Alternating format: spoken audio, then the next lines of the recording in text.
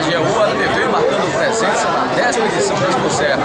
Estamos aqui com o Trade Marketing do Grupo São Francisco, que vai nos falar a respeito da importância de estar participando da 10ª edição da Expo Serra.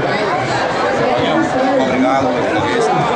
Todo ano que se passa, mais uma mostra do Grupo São Francisco. Outro ano que nós participamos dessa festa. E hoje, no nosso foco principal, é o nosso produto, inclusive pode provar, é a Irã. Nós somos de Petrolândia, de Pernambuco.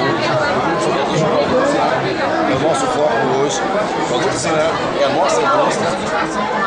E é delicioso. Uma delícia. Inclusive, eu não consumi nunca esse produto. Eu nunca consumi.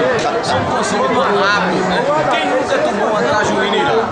Olha só, que delícia. Olha. Vou deixar você com água na boca agora, né?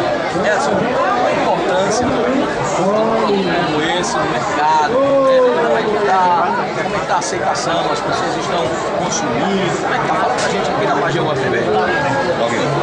A aceitação é muito boa, mesmo porque o produto é de qualidade. É um produto aceito em todos os cantos, não alcoólico. Hoje nós estamos, graças a Deus, bem a vocês também aqui na nossa vida. E vamos